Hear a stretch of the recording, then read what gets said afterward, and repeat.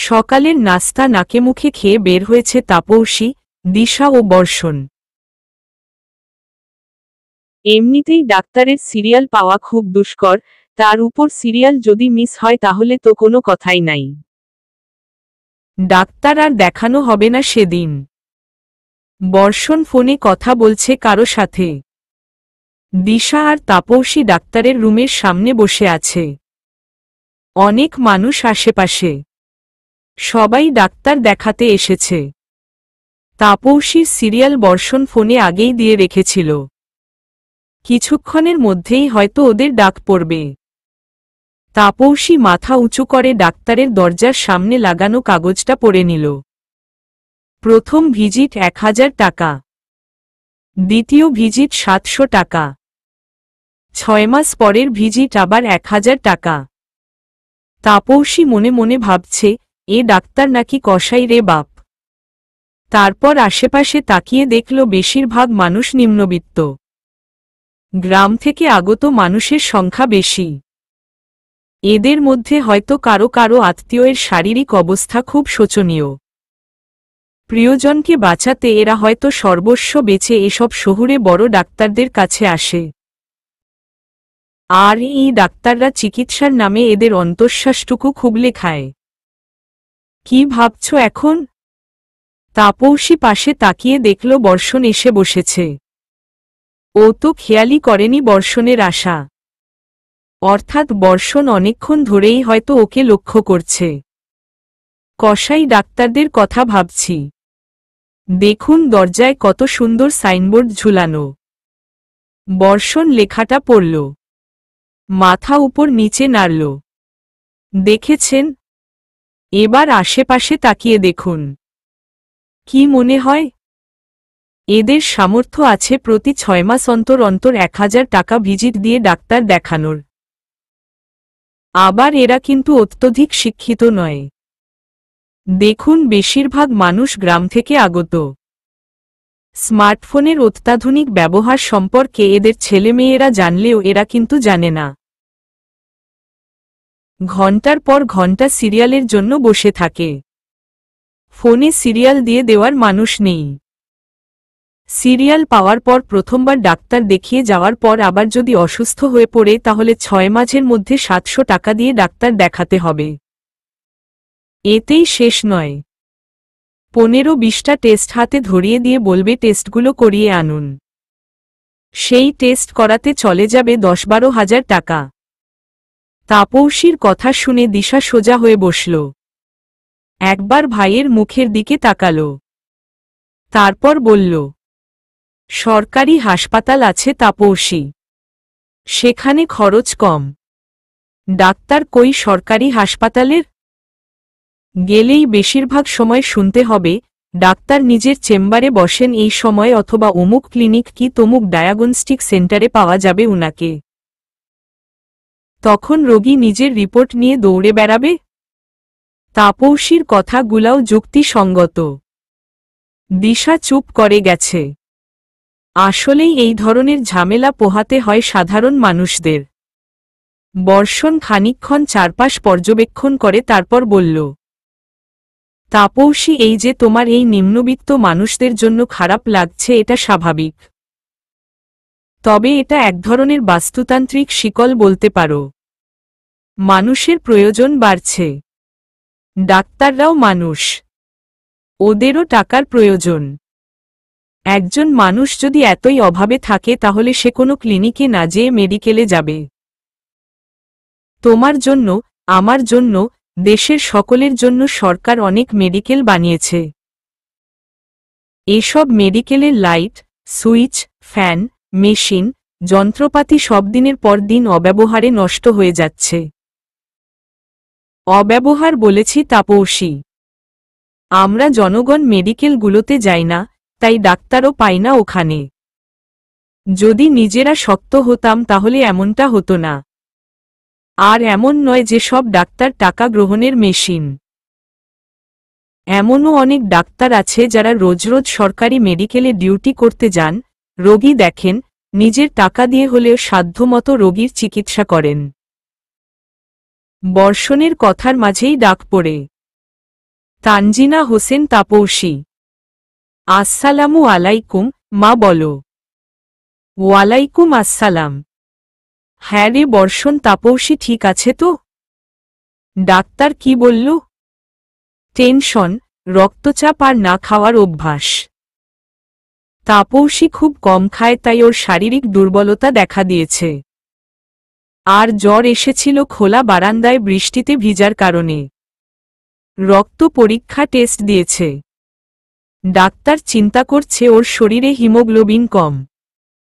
ও বেশি ফর্সা বলে বিষয়টা ধরতে পারছে না। টেস্ট করিয়েছি, রিপোর্ট বিকালে দিবে। সন্ধ্যার দিকে তাপসীকে নিয়ে যেয়ে ডাক্তারকে রিপোর্ট দেখিয়ে আনব। তুমি চিন্তা করো না। চিন্তা করতে চাই না, তাও চিন্তা হয় রে। মা মরা মেয়ে, বাপে আরেকটা বিয়া করছে। এইটুকু মেয়ের কপালে কি সুখ নেই? এত ভেবো না তো মা। রাতে ফোন দিয়ে জানাস ডাক্তার কি বলল। আচ্ছা মা, এখন রাখি। আল্লাহ হাফেজ। ল্যাবের রিপোর্ট ডেলিভারি টাইম ছিল বিকাল 5টা, কিন্তু এখানে এসে জানা গেল আরও সময় লাগবে। বর্ষণ তনয়া বেগমের থেকে কথা লুকিয়েছে। তাপসীর CT scan, X ray, PNS, head রিজিয়নের এক্স রে ও করা হয়েছে। ওগুলোরও রিপোর্ট দিবে। বর্ষণ তনয়া বেগমের স্বভাব জানে। ওর মা একটুতেই টেনশন করা মানুষ। ডাক্তারের মতে তাপসীর মাইগ্রেনের কোনো ব্যথা নেই, তবে নাকের ভিতরে 2 পাশে মাংস বেড়ে গেছে। এতে শ্বাস নিতে সমস্যা হচ্ছে ওর। এর ফলে মাথা ব্যথা করছে। সময় লাগবে বলল তো। তোমার খারাপ লাগছে তাপসী? না, বরং ভালোই লাগছে। মনে হচ্ছে খাঁচা ছাড়া পাখি। একদিনেই এই বাসাকে খাঁচা লাগছে? এমা তা নয়, আসলে বন্দি থাকতে ভালো লাগছিল না। চলো হেঁটে আসি। বসে থাকতে ভালো লাগছে না, চলুন। তাপসীরা হাঁটছে রমনার পাশ দিয়ে। এই দিকে অনেক ফুলের দোকান। রাস্তার অপর পাশেও অনেক দোকান রয়েছে, তবে সেগুলো ফুলের নয়। হাতে তৈরি ঝাড়বাতি, মাটির তৈরি বিভিন্ন ঘর সাজানোর শৌখিন পাত্র, নানা নকশার মাটির ব্যাংক, শিকা, কাঠের খেলনা, বিভিন্ন আসবাবপত্র, কাঠের চুড়ি, কাচের চুড়ি, ছোট বাচ্চাদের প্লাস্টিকের খেলনা ইত্যাদি সে সকল দোকানে শোভা পাচ্ছে। আমরা অপর পাশের দোকানগুলোতে যেতে পারি? কেন নয় তাপসী, চলো। তাপসী প্রথমেই একটা দোকানে ঢুকে কিছু চুড়ি তুলে নিল। লাল রঙের চুড়ি বেশ পছন্দ হয়েছে ওর, কিন্তু এই চুড়ি ও কিনতে পারবে না। বাসা থেকে বের হওয়ার আগে নিজের সাথে কোনো টাকা আনেনি। বর্ষণের থেকে চাইতেও বিবেকে বাধছে। এই যে ওর চিকিৎসার জন্য কম খরচ তো করছে না এরা। পছন্দ হলে নিয়ে নাও তাপসী, আমি টাকা দিয়ে দিচ্ছি। না, এমনি দেখছিলাম। বর্ষণ হালকা হেসে বলল, আমি এমনি বলছি না, সত্যি বলছি, নিয়ে নাও। আচ্ছা। তাপসী নিজের জন্য নেওয়ার পাশাপাশি দিশার জন্য একই চুড়ি কিনল। দোকানে গোল গোল ঝোলা জিনিসটাকে দেখে তাপসীর মনে বেশ কৌতূহল জেগেছে। চাচা এটা কি? তাপসীকে উত্তর বর্ষণ দিল, এটা ল্যাম্প তাপসী।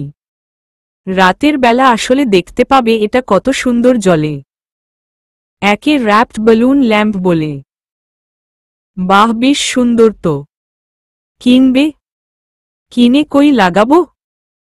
কেন, তোমাদের নতুন 13 স্কয়ার ফিটের বাসায় লাগাবা? কথাটা বলার পর বর্ষণ বুঝল ও ভুল জায়গায় ভুল কথা বলে ফেলেছে। তবে বেলুন ল্যাম্প ও নিজেই কিনল। তাপসী আর একটাও কথা বলেনি। ডাক্তারের চেম্বারেও তাপসী চুপচাপ ছিল। ডাক্তার যা সন্দেহ করেছিল তাই হয়েছে।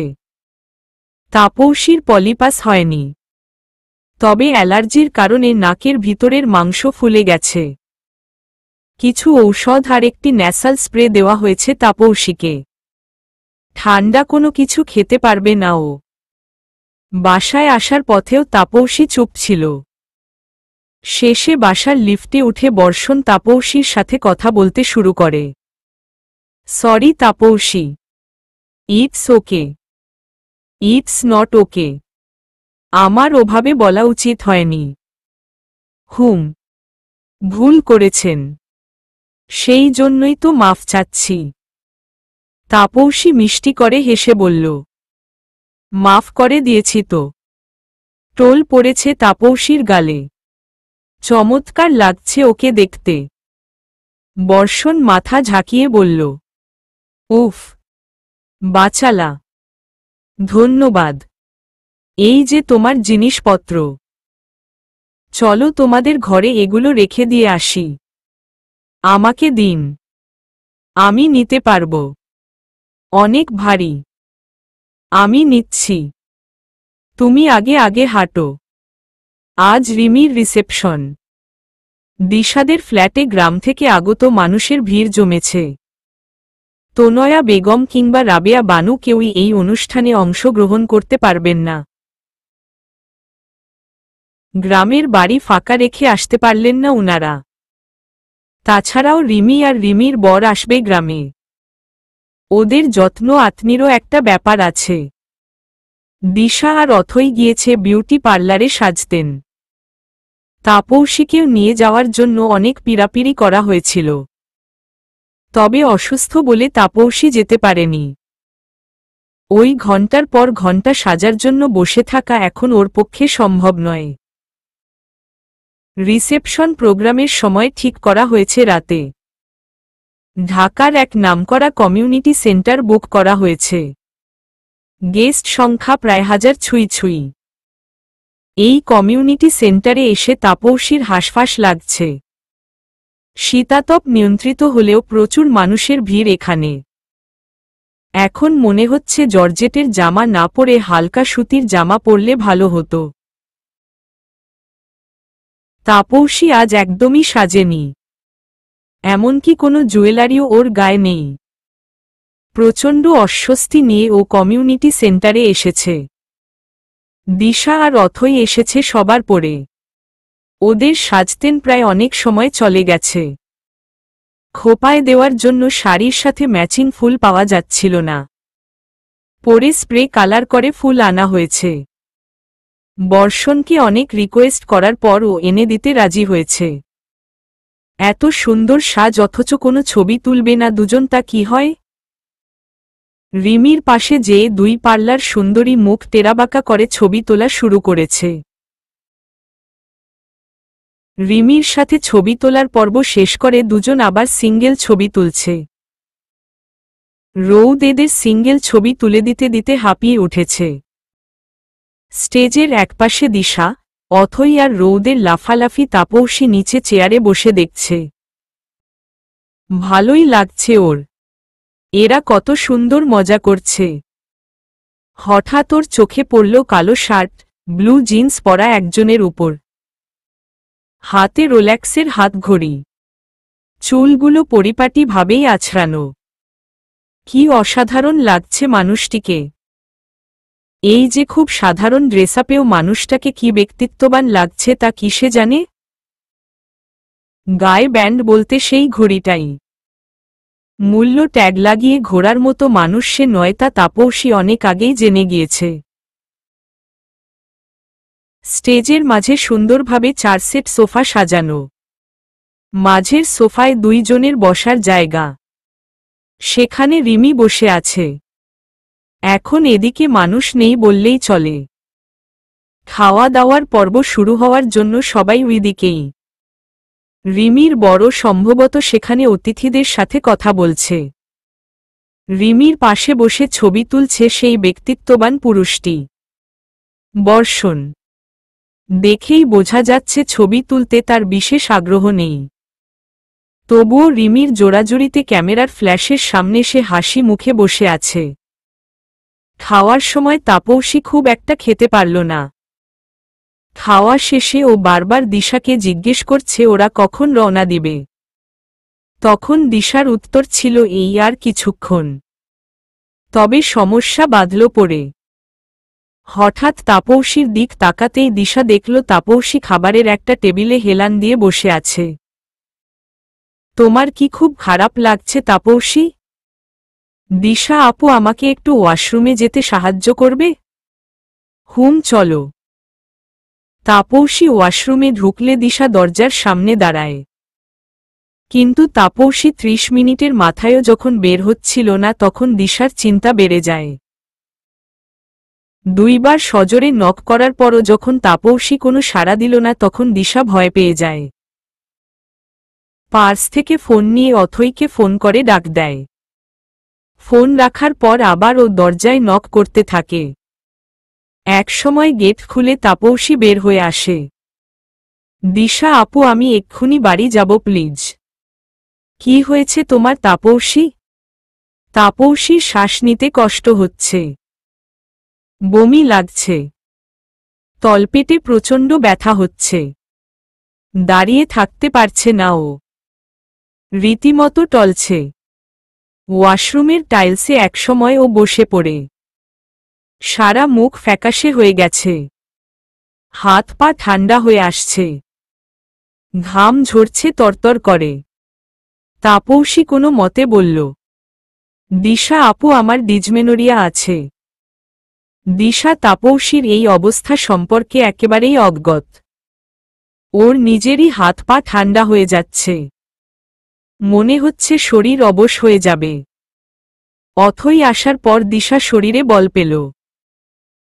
বর্ষণকে ফোন দিয়ে শুধু বাড়ি যাচ্ছি, তাপসী অসুস্থ এইটুকুই বলল। তারপর পাঠাও থেকে ক্যাব বুক করে দ্রুত তাপসীকে নিয়ে কমিউনিটি সেন্টার থেকে বের হয়ে এলো। তাপসী হাঁটতে পারছিল না। দিশা আর অথৈয়ের গায়ে ভর দিয়েই ও তারপর ক্যাব থেকে ফ্ল্যাট অবধি এসেছে। কোনো মতে জামা পাল্টিয়ে বিছানায় শুয়ে পড়েছে। ভয়ানক পেটের ব্যথা শুরু হয়েছে ওর। দিশা পানি গরম করে হট ব্যাগ তাপসী কোমরের কাছে রেখেছে। ঘরে থাকা একটা ব্যথা নাশক ট্যাবলেট খাইয়ে দিয়েছে। কিন্তু ব্যথা কিছুতেই কমছিল না। অথৈ তাপসীর জন্য হালকা স্যুপ রাঁধছে। কিন্তু স্যুপ না খেয়েই তাপসী ব্যথায় ছটফট করতে করতে ঘুমিয়ে পড়েছে। রিমির রিসেপশন উপলক্ষে গ্রাম থেকে যারা এসেছিল তারা আজ রাতেই কন্যা ও জামাতা নিয়ে রওনা হবে। দিশা রৌদের ভার্সিটি থাকায় ওরা যেতে পারবে না। আর বর্ষণের পক্ষেও এখন যাওয়া সম্ভব না। হাতে অনেক কাজ পড়ে আছে। ও ভাবছে শেয়ারে একটা রেস্টুরেন্ট খোলার কথা। সেই রেস্টুরেন্ট নিয়েই পার্টনারের সাথে আলোচনা আছে কাল। তনয়া বেগম চেয়েছিলেন তাপসী যেন রিমিদের সাথে চলে আসে। তবে দিশার কাছে তাপসীর শারীরিক অবস্থা শুনে তিনি তাপসীকে ঢাকাতেই থাকতে বললেন। তাপসী সুস্থ হয়েছে আজ ৫ দিন। জ্বর একেবারেই নেই। দিশা, অথৈ পালাক্রমে তাপসীর জন্য বাড়িতে ছিল। ওকে একা রেখে কেউ বাড়ির বাইরে যায়নি। অথৈর আর সেদিনের পর নিজের বাসায় যাওয়া হয়নি। দিশা যেতে দেয়নি। দিশার রুমেই ওরা ৩ জন ঘুমায়। ৩ জনের মাঝে ইতোমধ্যে বেশ ভাব গড়ে উঠেছে। আজ দিশাকে ভার্সিটি যেতে হয়েছে খুব জরুরি দরকারে। অথচ আজই তাপসীকে নিয়ে মৌচাকের ওইদিকে যাওয়ার কথা ছিল ওর। বাড়িতে অথৈ, রৌদ, তাপসী আর বর্ষণ। কয়েকদিন ধরে ৩ বেলার খাবার অথৈই রান্না করছে। কিন্তু অথৈয়ের রান্না ঠিক দিশার মতো। মনে হয় রোগীর পথ্য রান্না করে ওরা। রৌদ আর বর্ষণ প্রায় বাইরে খেয়ে আসে। বেচারি তাপসীর জন্য ওদের মায়া হয়। মেয়েটাকে রোগীর পথ্য খেয়েই থাকতে হয়। আজ অথৈ নিজের বাসায় গেছে। তবে বিকেল নাগাদ চলে আসবে। ওর মাকে নিয়ে ডায়াবেটিস সেন্টারে যেতে হবে। তাপসী বাসায় একা না, বর্ষণও আছে। তবে নিজের ঘরে দরজা আটকে বসে আছে। তাপসীর প্রচুর বোরিং ফিল হচ্ছে। টিভির রিমোটের পাওয়ার বাটন টিপছে বারবার, যার ফলে টিভি একবার অন হচ্ছে তো আরেকবার অফ হচ্ছে। তাপসী, রেডি হয়ে নাও, দিশা তোমার জন্য অপেক্ষা করছে। তাপসী বর্ষণের পিছনে উকি দিয়ে বলল, দিশা আপু কোথায়? মৌচাকে। তোমাদের কি কি জানি কিনার কথা। যাও, রেডি হয়ে আসো, আমিও বের হব। তোমাকে পৌঁছে দিয়ে আমাকে কাজে যেতে হবে। বাপরে, কি গুরুগম্ভীর মুখ। মনে হচ্ছে ঠেকায় পড়ে তাপসীকে নিয়ে বের হচ্ছে। তাপসীর রেডি হতে বেশি সময় লাগেনি। ও খুব তাড়াতাড়ি রেডি হয়ে যেতে পারে।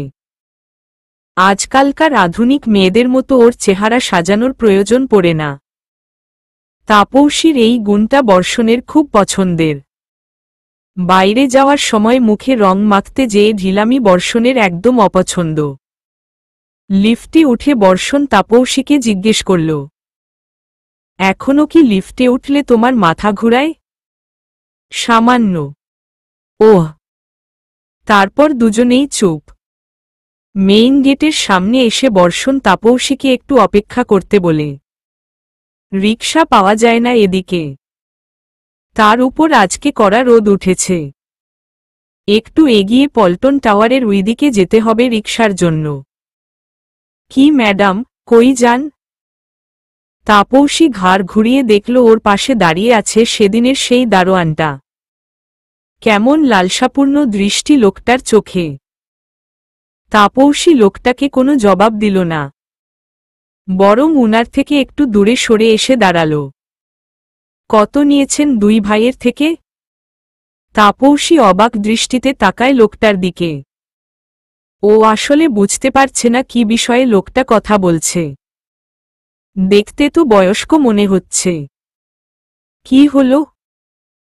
কইতাসেন না কেন? রেট কত? তাপসীর এবার খুব ভালোমতো বুঝতে পারে এই লোক আসলে কি বিষয়ে তাকে প্রশ্ন করছে। ওর হাত ঘামছে, কপাল থেকে ঘাম গাল বেয়ে ঝরছে। এই মাঝ দুপুরে এদিকে তেমন কেউ নেই। পিছের পার্কিং লট পুরোটাই খালি। শুধু কয়েকটা গাড়ি অবহেলায় পড়ে আছে। জনমানবহীন এই জায়গায় লোকটা যদি তাপসীর সাথে উল্টা পাল্টা কোনো আচরণ করে তাহলে? ভাবতেই তাপসীর গায়ে জারকাটা দিয়ে উঠছে। তাপসীর ভীত, অস্থির অবস্থা আর ছটফট করতে থাকা চাহনি দেখে রুবেল আজ মনে ভীষণ জোর পেয়েছে। আশেপাশে একবার তাকিয়ে এসে তাপসীর পাশে আরেকটু সরে এসে দাঁড়াল। এদিকে এই সময় এত দ্রুত রিকশা পাওয়া যাবে না তা রুবেল ভালো মতোই জানে। বর্ষণের আসতে যে দেরি হবে তা রুবেলের অজানা নয়। আজ এই মেয়েকে ও বাগে পেয়েছে। প্রথম দিনই এই কচি জিনিসটা ওর চোখে তাক লাগিয়ে দিয়েছে। এরপর 2 রাত ওর হাত নিষ্পিস নিষ্পিস করেছে এই মেয়ের কাছে পাওয়ার জন্য। গলাটা খাক করে রুবেল আবার বলল, কথা কন না ক্যা? রেট বেশি হলেও সমস্যা নাই। 2 ভাই কি বেশি টাকা দেয়? সার্ভিস কেমন দেন? তাপসী হাতের ফোনটা বের করে বর্ষণকে ফোন লাগাতে যায়, কিন্তু রুবেল খপ করে তাপসীর হাত থেকে ফোনটা নিয়ে নেয়। কি ফোন দেহি? ওমা, এ দেহি অনেক দামি ফোন। কে দিছে? ওই 2 ভাই। তাপসী এবার পারলে কেঁদেই দিবে। এ ধরনের পরিস্থিতির শিকার ও আগে কখনো হয়নি। ওর ভয় হচ্ছে খুব। অশ্রুজলে সিক্ত চোখ দুটো বারবার বর্ষণকে খুঁজছে। ওর সামনে দিয়ে কিছু মানুষ চলে যাচ্ছে। তাপসীর সাথে দারোয়ানের অসভ্যতামি কি কারো নজরে পড়ছে না? বোবা নাকি? যাই হোনগা, আমি কিন্তু বেশি দিব। দারোয়ান বলে ভেবেন না আমার কম আছে। রুবেল ঠিক বলেছে। দারোয়ান হিসেবে তাকে সম্পদশালী বলা চলে। ওর কোনো এক দুঃসম্পর্কের এমপি চাচা ওর কাছে কালো টাকা গচ্ছিত রেখেছে। গত মাসে এমপির বাসায় র্যাব অপ্রত্যাশিত হানা দেয়। সেই সময় রুবেল কোনো একটা কাজে তার দুঃসম্পর্কে সেই এমপি চাচার বাসায় গেছিল। র্যাবের আসার খবর পেয়ে কালো টাকার ব্যাগ নিয়ে চাচার ইশারায় রুবেল বাড়ির পেছনের ইমার্জেন্সি দরজা দিয়ে পালিয়ে আসে। দারোয়ানের চাকরি করাই সন্দেহ রুবেলের দিকে যাবে না তা এমপি চাচা আর ভাতিজা দুজনেই জানে। রুবেল সেই থেকে টাকা পাহারাদার হিসেবে প্রতি মাসে মোটা অঙ্কের টাকা পায় এমপি চাচার থেকে। এর থেকে দামি ফোন কিন্তু কিনে দিমু, কাস্টমারকে মানা করতে নেই। এরপর রুবেল খুবই ঘৃণ্য এক কাজ করে বসে তাপসীর ফর্সা হাতের উপর নিজের হাত ছোঁয়ায়। আহ, কি নরম হাত, কি সুন্দর মসৃণ হাত। বহু আকাঙ্ক্ষা এই মেয়েটিকে নিয়ে রুবেলের। তাপসী হাতের পার্সটা শক্ত করে চেপে ধরেছে। এবার ভয়ের পাশাপাশি ওর রাগ লাগছে। রাগ লাগছে নিজের উপর। এই লোকটাকে ও জবাব দিতে পারছে না। জবাব দিতে গেলেই ভিতরের আরেকটা সত্তা ওকে মনে করিয়ে দিচ্ছে, তুই মেয়ে। এখানে আওয়াজ তুললে লোকে তোর চরিত্রে আগে আঙুল তুলবে। তুই এখানে নতুন তাপসী। তাপসীর রাগ এরপর আবার জলে পরিণত হয়। তবে লোকটা যতবার কুৎসিত ইঙ্গিত দিচ্ছে ততবার তাপসীর অন্তরে জ্বলমান অগ্নিকুণ্ডে ঘি বর্ষিত হচ্ছে। আজ রুবেল একেবারে কোমর বেঁধে মাঠে নেমেছে। পাক্কা খিলাড়ি সে। তাপসীকে দেখে আগেই বুঝে গিয়েছিল টাকা ছিটালে এই মেয়ে দৌড়াতে দৌড়াতে কোলে এসে বসবে। মেয়ে মানুষ চিনতে ওর কখনো ভুল হয় না। তবে এই মেয়ে একটু বেশি রঙ্গ করছে। মনে হয় কাস্টমার নিয়ে একটু বেশি লয়াল। তবুও রুবেলের বাজপাখির দৃষ্টি তাপসীকে নিজের করে চাইছে বারবার। এর আগেও ও এমন প্রস্তাব দিয়েছে অনেককে। তবে গত বছর ৩ তলার বাসিন্দা ব্যারিস্টার আনিসুল উদ্দিনের এক আত্মীয়কে চিনতে সে ভুল করে। ওই আত্মীয় মেয়েটাও তাপসীর মতো এই ঢিলা সালোয়ার কামিজ পরহিতা ছিল। তবে মেয়েটা চক্ষু লজ্জার ভয় কাউকে আর এই বিষয়ে কিছু বলতেও পারেনি। মেয়েটার ওড়না ধরে টানো মেরেছিল রুবেল। অল্পবয়সী গ্রাম্য পরিবেশে বেড়ে ওঠা সেই মেয়েটা কি ভয়টাই না পেয়েছিল সেদিন রুবেলকে। ভাবতেই ভিতর থেকে এক দাম্ভিক হাসি বের হয়ে আসে রুবেলের। কিন্তু হঠাৎ রুবেলের পরিকল্পিত স্বচ্ছ আকাশে একদল কালো দাপুটে মেঘ হানা দেয়। তাপসী পার্স দিয়ে রুবেলের স্পাইরাল কর্ড বরাবর সজোরে বাড়ি দেয়। রুবেল সেখানেই বসে পড়ে উহ উহ শব্দ করে গোঙাতে থাকে। কি হলো এটা ওর সাথে? তাপসী তো ধীর স্থিরভাবে সব শুনছিল। তবে সে যে আচমকা এরকম আক্রমণ করে বসবে তা রুবেল কখনো ভাবেনি। তার এই ৪৭ বছরের জীবনে সে নারীদের কেবল ভোগ্য বস্তু হিসেবেই ভেবে এসেছে। কখনো কোনো নারী তার বিরুদ্ধে এমন মাথা চাড়া দিয়ে উঠেনি। কিন্তু আজ এটা কি হল? কথায় আছে, কোনো মানুষকে অতিরিক্ত ভয় দেখাতে নেই। একসময় সেই ভয়ের জায়গায় তৈরি হয় ক্ষোভ। ক্ষোভ থেকে অগ্নিশিখা। আজ তাপসী ভয়কে জয় করেছে। রাস্তার পাশ দিয়ে যাওয়া দুজন মহিলা পথচারীকে দেখে ওর মনে সাহসের সঞ্চার ঘটে। রুখে দাঁড়ায় রুবেল নামের এই বিকৃত মস্তিষ্কের দারোয়ানটির সামনে।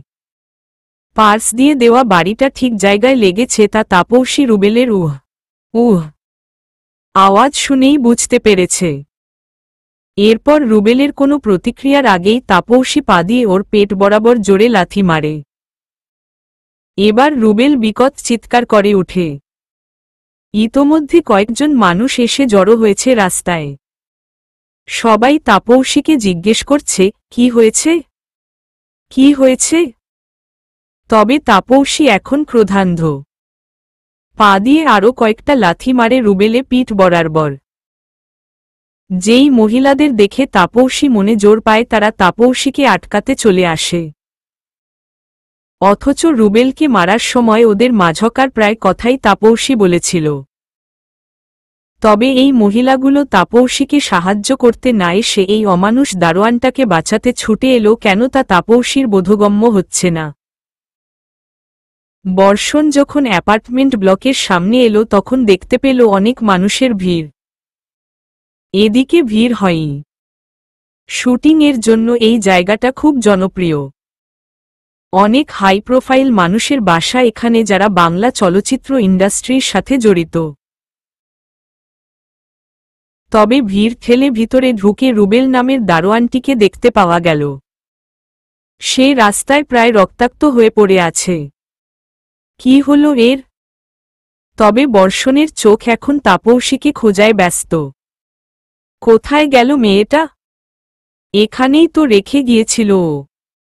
একটু বাপাশে তাকাতে চোখে পড়ল দুজন মহিলা তাপসীকে ধরে আছে। ওর অবস্থা পাহাড়ের পাদদেশ থেকে উগরে আসা সেই উষ্ণ লাভার ন্যায়।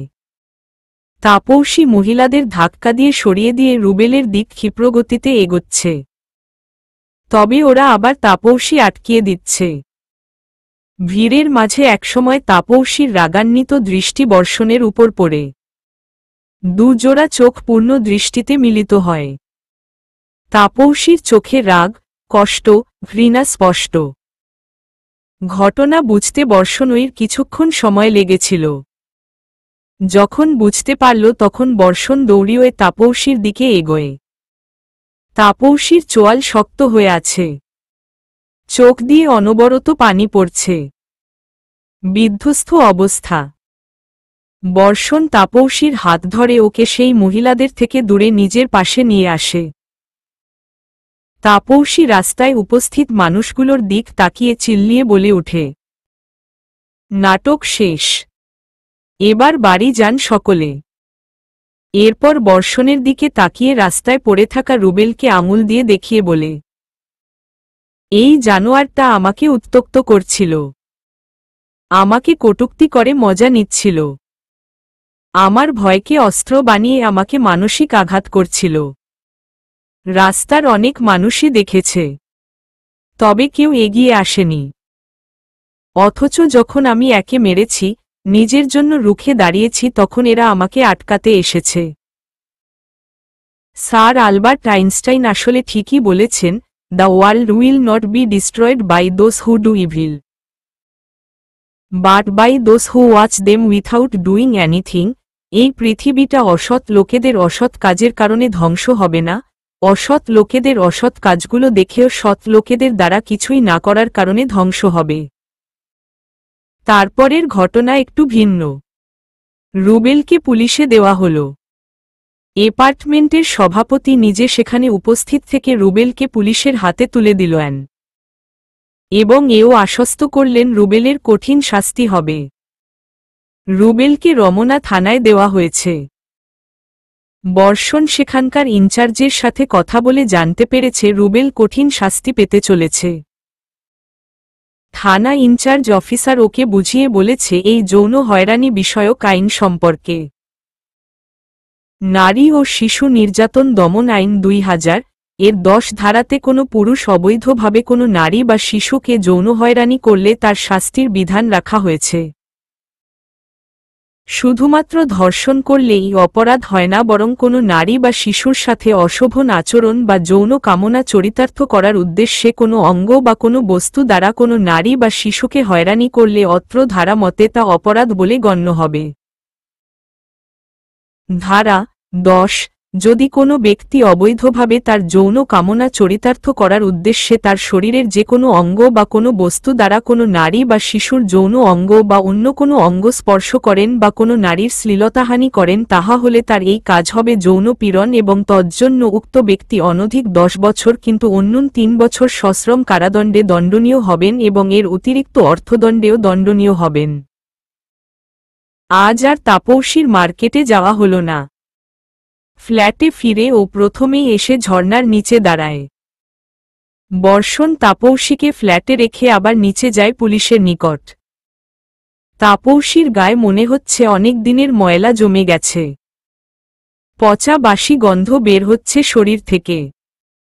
বর্ষণ দিশাকে ফোন দিয়ে বাসায় চলে আসতে বলে। ওর ধারণা তাপৌশী হয়তো ট্রমায় চলে যাবে। ও তাপৌশীকে একা রেখে নিচেও যেতে চাচ্ছিল না, তবুও যেতে হয়েছে। কিন্তু বর্ষণ যখন ফ্ল্যাটে ফিরে তখন তাপৌশীকে দেখে অবাক হয়ে যায়।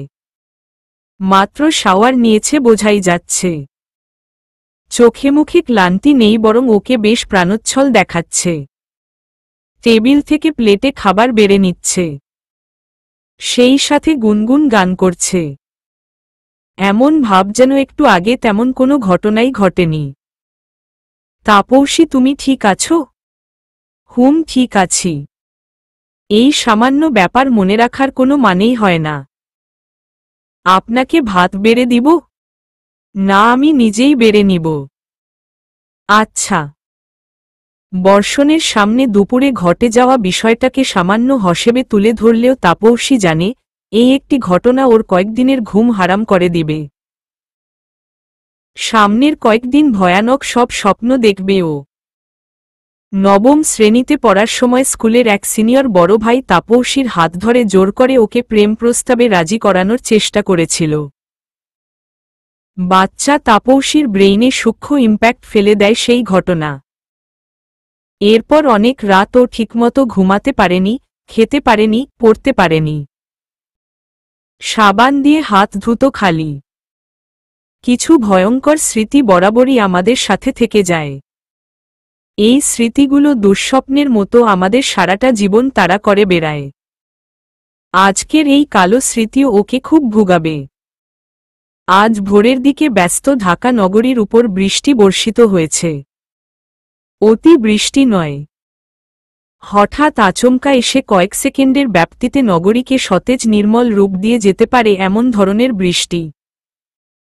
এখন আকাশ একদম পরিষ্কার। বর্ষণ হাঁটতে বের হচ্ছিল। প্রতিদিন সকালে রমনায় কয়েকটা রাউন্ড দিয়ে আসা ওর অভ্যাস। 3 দিন হল তনয়া বেগম এসেছেন। অথৈকে নিজের বাড়ি তিনিও যেতে দেননি। ফ্ল্যাটে তো থাকার জায়গার অভাব পড়েনি। তাছাড়াও দিশার সেই দুঃসম্পর্কের চাচাদের আসতে দেরি হবে। তনয়া বেগম ধীরে সুস্থে আসতে বলেছেন উনাদের। সেই সাথে বর্ষণকে কিছু টাকা পাঠাতেও বলেছেন। তাপৌশী কেবলই ঘুম থেকে উঠেছে। গতকাল রাতেও ওর ভালো ঘুম হয়নি। দারোয়ান ঘটিত সেই ঘটনা মনের মধ্যে এক কালো দাগ কেটে দিয়ে গেছে। দিশা আর অথৈ গভীর ঘুমে মগ্ন এখন। তাপৌশী কখনোই ওদের সকাল সকাল উঠতে দেখেনি। তবে ক্লাসের কারণে দিশা 2 দিন সকালে উঠেছিল। তাপৌশী হাতমুখ ধুয়ে আসো। রুটি খাবে নাকি খিচুড়ি? সকালে খালি পেটে খিচুড়ি এখন কোনো মতেই হজম হবে না। রুটি খাওয়া যায়। রুটি খাবো খালামনি। আচ্ছা। আর বর্ষণ তুই? আমি হাঁটতে বের হব মা। হেঁটে এসে খাব। এতক্ষণে তাপৌশীর নজর বর্ষণইর উপর পড়ে। দরজার পাশে থাকা শোক্যাবিনেটের উপর বসে ট্রাক শু বাঁধছে। পরনে ট্রাকিং স্যুট, হাতে একটা সাধারণ ঘড়ি। একটা পানির বোতল আর রুমাল রাখা আছে পাশে। হয়তো বের হওয়ার সময় এগুলো নিয়ে বের হবে। আপনি কোথায় হাঁটতে যাচ্ছেন? রমনায় যাব। কেন? আসলে আমি বের হতে চাচ্ছিলাম। ঘরের গুমোট পরিবেশে দম বন্ধ হয়ে আসছে। কিছু মনে না করলে আমি কি আপনার সাথে যেতে পারি? বর্ষণ হাত ঘড়ির দিকে একবার তাকালো। অলরেডি 6টা বেজে 30 মিনিট। তাপৌশীকে নিতে গেলে আরও সময় চলে যাবে। না বলতে যেয়েও তাপৌশীর মুখের দিকে তাকিয়ে হ্যাঁ বলল। তাপৌশী সম্মতি পেয়ে দ্রুত রেডি হতে চলে গেল। বরাবরের মতো আজও তাপৌশী চটজলদি রেডি হয়েছে। বর্ষণ ঘড়ির দিকে তাকিয়ে দেখল তাপৌশী সর্বোচ্চ 15 মিনিট নিয়েছে। মেয়েটাকে দেখলে বর্ষণ অবাক হয় বারবার। মেয়েটার পোশাকে সবসময় শালীনতা স্পষ্ট। এই যে হাঁটতে বের হচ্ছে তবুও জগিং স্যুট পরেনি। পরেছে হালকা নীল রঙের লং জামা, চুড়িদার পায়জামা আর একটা সুতির ওড়না। ভালো লাগে একে দেখলে। রমনার বটতলার নিচে দাঁড়িয়ে আছে তাপসী। একবার রাউন্ড দিয়েই ও হাঁপিয়ে উঠেছে। বর্ষণ ঘাসের উপর বসে আছে। তাপসী, তুমি চাইলে এখানে বসতে পারো। কর্তৃপক্ষ বসার জন্য জরিমানা করে না। তাপসী বর্ষণের কথায় বেশ লজ্জা পেল। ও আসলে বসতে চাচ্ছিল, তবে বর্ষণ ওর আগে বসেছে। ও যদি হুট করে পাশে বসে যায় তাহলে তো বর্ষণ খারাপ ভাবতে পারে। না, আমি ঠিক আছি। আরে বসো বসো, একটু বিশ্রাম নাও, এরপর আরেকটা রাউন্ড দিব। তুমি তো এক রাউন্ড দিতেই অস্থির হয়ে পড়েছ। আমি এখানে কমপক্ষে 5 রাউন্ড তো দেই। বর্ষণ কি তাপসীকে কটূক্তি করল? করতেই পারে, করাটা অস্বাভাবিক নয়। তবে তাপসীর কি দোষ? ও তো কখনো এমনভাবে হাঁটতে বের হয়নি। একটু দম নিয়ে তাপসী বর্ষণের পাশে বসল। হাল ভেঙে জানাবিক হারাইছে দিশা। সবুজ ঘাসের দেশ যখন সে চোখে দেখে, দারুচিনি দ্বীপের ভিতর, তেমনি দেখেছি তারে অন্ধকারে। বলেছে, সে এতদিন কোথায় ছিলেন? পাখির নীড়ের মতো চোখ তুলে নাটরের। বনলতা সেন। জি, কবিতা। জীবনানন্দ দাশের বনলতা সেন। ওহ। এরপর দুজনের কথার সমাপ্তি ঘটে। তাপসী মাথা তুলে অন্তরিক্ষ পানে চায়। আকাশে আবার একদল দাপুটে কালো মেঘ নিজেদের রাজত্ব কায়েম করতে চলে এসেছে। মন বলছে আবার বৃষ্টি নামবে। এই অসময়ের বৃষ্টি তাপসীর খারাপ লাগে না, বরং ভালোই লাগে। রোদে পোড়া রাস্তা থেকে পোড়া গন্ধ ছড়ায়। সেই গন্ধ তাপসী প্রাণ ভরে গ্রহণ করে। প্রেম করেছ কখনো জীবনে? জি। ভালোবেসেছ কখনো কাউকে? বর্ষণের এই আকস্মাৎ প্রশ্নে তাপসী কিছুক্ষণ নীরব থাকে। প্রেম, ভালোবাসা এই শব্দগুলো ওর কাছে এখন খুব পরিচিত। ও চাইলেই বর্ষণের প্রশ্নের উত্তর দিয়ে দিতে পারে, তবে দিবে না। অন্য কেউ এই প্রশ্ন করলে তাপসী সানন্দে এর উত্তর দিত, কারণ প্রশ্নটা ওর খুব প্রিয়। এই যে এখন প্রশ্নকর্তা মানুষটিও খুব প্রিয়। তাপসী বর্ষণের প্রশ্নের উত্তর দিল না, শুধু মিষ্টি করে হেসে আবার আন্তরিক্ষ পানে চাইল। বর্ষণের হৃদয় খচখচ করছে। গতকাল রাতে ও তাপসীকে একটা ছেলের সাথে ভিডিও চ্যাট করতে দেখেছে। কথাবার্তায় যতটুকু বোঝা গেছে তুই তুকারি সম্পর্ক, হয়তো বন্ধু হবে। কিন্তু সহজ সরল তাপসীর যে ছেলে বন্ধু থাকতে পারে সেই বিষয়টাই বর্ষণ হজম করতে পারছে না। উত্তর দিল না যে। উত্তর না আবার হ্যাঁ। বুঝলাম না। প্রেম করিনি, তবে ভালোবেসেছি। কে সে? তাপসীর কেন যেন বলতে ইচ্ছা করছে আপনি সে, তবে কথাটা গলা অবধি এসে আটকে গেল। তবে এরপর ও সরাসরি বর্ষণের সুন্দর চোখের দিকে চেয়ে উত্তর দিল, আছে কেউ একজন, খুবই ব্যক্তিত্ব সম্পন্ন মানুষ। তার পার্সোনালিটি, চালচলন, কথাবার্তা যে কাউকে আকৃষ্ট করবে। ভালোবাসার সংজ্ঞা তো তার কাছে থেকেই শিখেছি। তবে আমিই তাকে ভালোবাসি। তার দিক থেকে কোনো সাড়া নেই। একতরফা ভালোবাসা বলতে পারেন। বর্ষণকে আজ হয়তো কেউ সম্মোহন করেছে, নইলে ও এতক্ষণ তাপসীর চোখের দিকে চেয়ে থাকত না। তাপসীর চোখে ও সত্য দেখতে পাচ্ছে, ভালোবাসার সত্য। আপন হৃদয়ের কথাগুলো বলার সময় তাপসীর চোখ উজ্জ্বল হয়ে উঠেছিল। মেয়েটা সত্যি প্রেমে পড়েছে, ভয়ানক প্রেম যাকে বলে। বর্ষণের মন বলছে এটা তাপসীর জীবনের প্রথম প্রেম। বালিকার প্রথম প্রেম যে সর্বনাশা। তাপসীর চোখে এই সত্য ভালোবাসার পাশাপাশি বর্ষণ অন্য কিছু দেখতে পাচ্ছে। নিজের প্রতিচ্ছবি তাপসীর চোখের মণিতে স্পষ্ট হয়ে উঠেছে। তাপসী প্রেমে পড়েছে, তবে যার প্রেমে পড়েছে সে মানুষটি আর কেউ নয়, বর্ষণ নিজেই। মাথার স্নায়ু কাজ করছে না মনে হচ্ছে। মস্তিষ্ক সম্পূর্ণ ব্ল্যাঙ্ক হয়ে পড়েছে। বর্ষণ তাপসীর চোখ থেকে চোখে সরিয়ে হাত ঘড়ির দিকে তাকায়। ফিরার সময় হয়ে গেছে। আজ আর হাঁটা হবে না। চলো উঠি, দেরি হয়ে যাচ্ছে। তাপসী গা ঝাড়া দিয়ে উঠে দাঁড়াল। ওর কেন জানি মনে হচ্ছে আজ বর্ষণ ওর চোখের সাথে সাথে হৃদয় ডায়েরিও পড়েছে। সেখানের প্রতিটি পৃষ্ঠায় নিজের নামের কাব্য দেখেছে। সেগুনবাগিচা দিয়ে যাওয়ার সময় বর্ষণ তাপসকে নিয়ে কাঁচা বাজারে ঢুকে। বাসায় রান্নার মতো তেমন কিছু নেই। ফ্রিজ প্রায় খালি। তনয়া বেগম নারিসা থেকে অনেক কিছুই নিয়ে এসেছিলেন, তবে তার কোনো কিছুই এখন অবশিষ্ট নেই। এ সময় বাজারে একটু ভিড় হয়, তবে আজ যেন বেশিই ভিড় হয়েছে। আশেপাশে বেশিরভাগ পুরুষ মানুষ, কিছু মহিলাও আছে। তাপসী বারবার ধাক্কা খাচ্ছে। কেউ হয়তো হাঁটতে লেগে ভুলে ধাক্কা দিয়ে ফেলছে, তো কেউ আবার ইচ্ছাকৃতভাবে ধাক্কা দিচ্ছে। বর্ষণের দুই হাত ভর্তি বাজারের ব্যাগ। তাপসী বারবার করে বলেছিল কিছু ব্যাগ ওকে দিতে।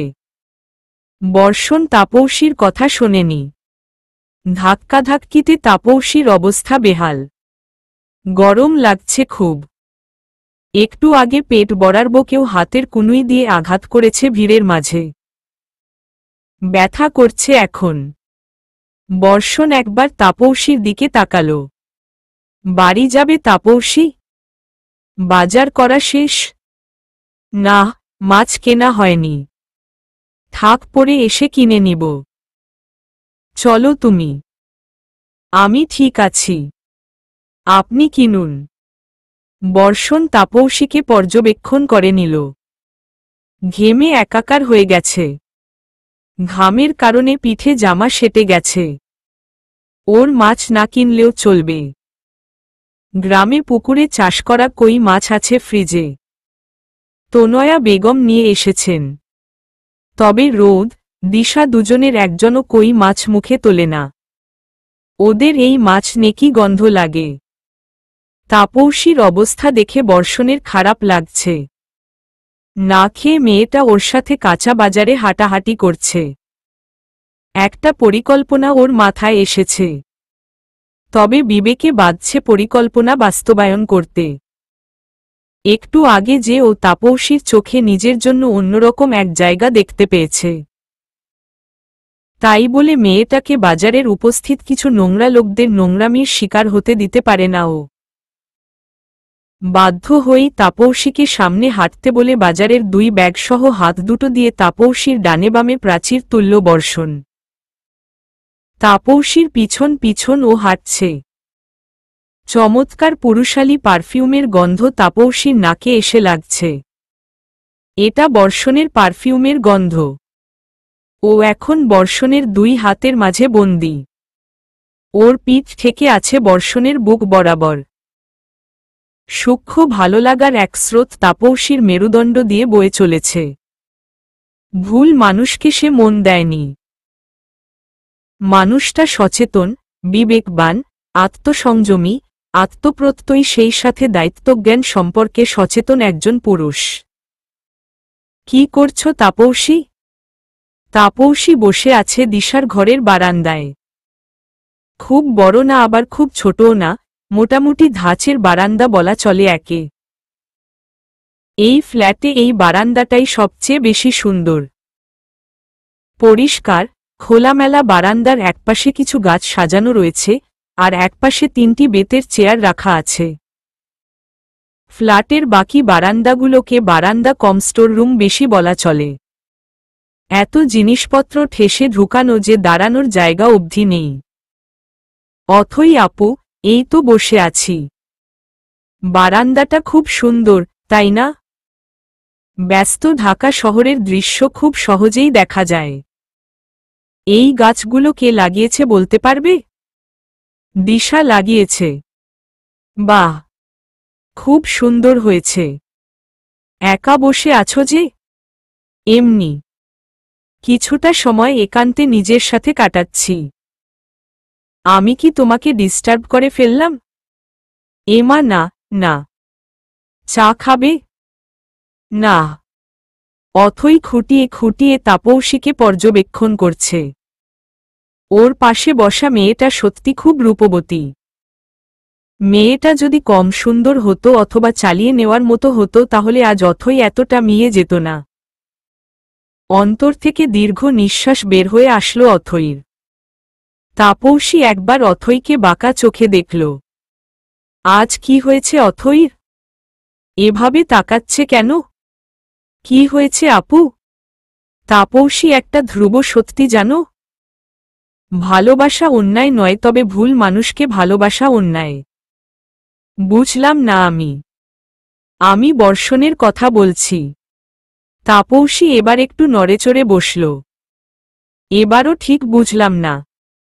ওহ come on Tapasi, I am not a kid. তুমি কি করছো তা আমি খুব ভালোমতোই দেখতে পাচ্ছি। বয়স অনেক কম তোমার।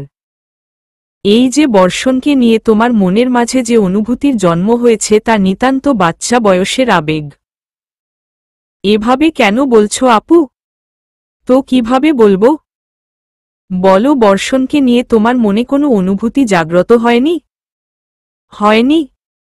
Answer me damn it. অথইর গলা চড়ে গেছে। ও জোরে জোরে কথা বলতে শুরু করেছে। বেতের চেয়ার থেকে তাপসীর সম্মুখে উঠে দাঁড়িয়েছে। তাপসীর কান্না পাচ্ছে। অথই রীতিমতো ওকে ধমকাচ্ছে। তাপসী কখনো মিথ্যা বলেনি। মিথ্যা বলার প্রয়োজনই পড়েনি কখনো। আর আজ অথই যে প্রশ্ন করেছে সে প্রশ্নের উত্তর তাপসীর জন্য খুব বিশুদ্ধ। হ্যাঁ হয়েছে। জানতাম আমি। ঠিক ধরেছি। শুনো তাপসী, তুমি বাচ্চা মানুষ। তোমার সাথে আমার লড়াই সাজে না। বর্ষণ আমার হবু স্বামী।